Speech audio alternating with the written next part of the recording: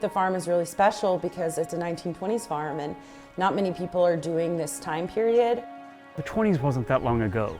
It just wasn't that long ago. You can meet people who remember it, but it feels old. And reaching back and interacting with a time that was just barely 100 years ago, it compresses the timeline in your mind a little bit.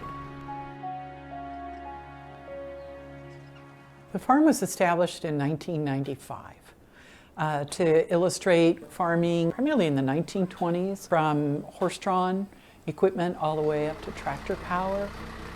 So things here, if they're not actually old, they're made in a way that things were made in the 20s. It's easy to get the impression that you're in a place that's been here for a long time. The 1920s was a really fascinating time in the history of American farms. Automation was coming to farms for the first time. People were still working with animals. They were still plowing with horses and plowing with oxen. They were still using animals for labor. They were also starting to use tractors and starting to use mechanical grain elevators. Having this old technology that people can actually put their hands on, it's wonderful.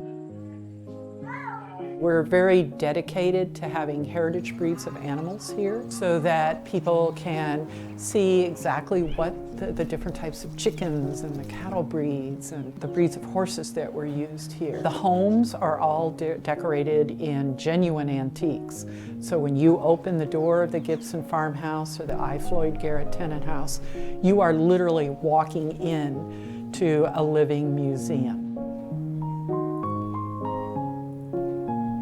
One of the things that we do is try to model humane farming. You know, animals that live stress-free lives where they're well cared for are happier, easier to be around, and in the case of our pigs and their cattle, they make tastier food. In the 4.5 years that I've been here, there has not been one single livestock or animal concern raised by a public person. So that tells me that we are meeting that expectation of humane animal care.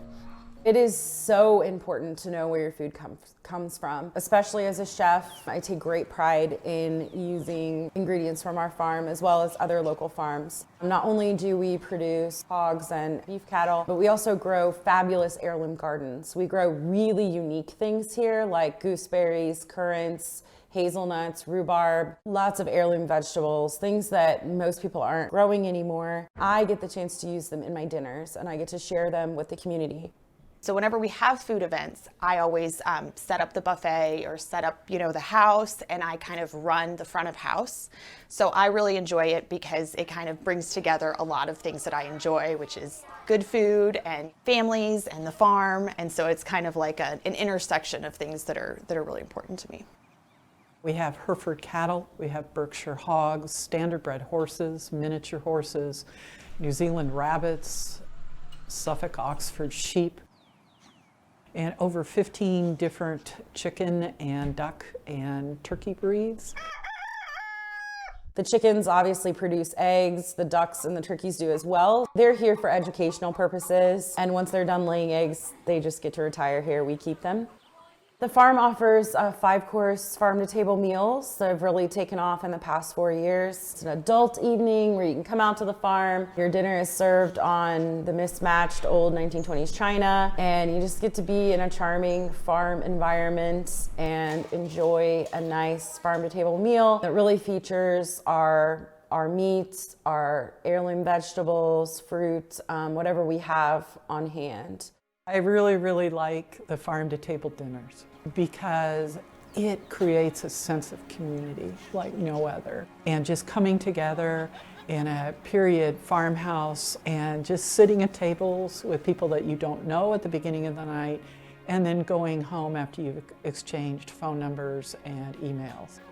My other favorite event would have to be trick-or-treating with the animals because this is the time when children are making memories with their families. You've got people interacting with animals, interacting with each other. There's the candy and the costumes, and the animals are in costumes, and they interact with those costumes in ways that you might not expect.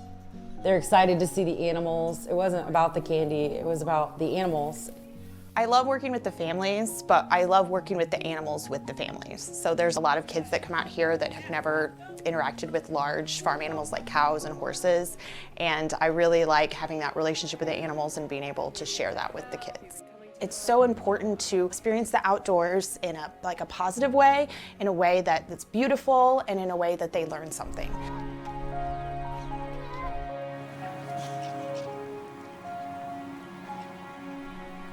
I teach a poultry class here where I teach people how to raise chickens, turkeys, ducks, how to take care of them. And I've had multiple instances where people have come back and they have pictures for me. And they're like, look, here's my phone, here's my pictures, here's my coop.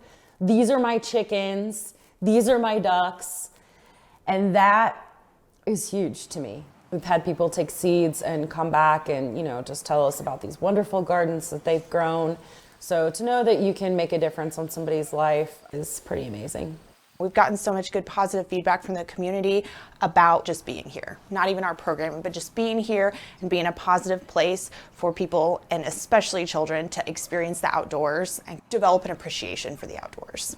It gives people a relationship with the land underneath their feet and the food that they're eating that they might not otherwise get a chance to have.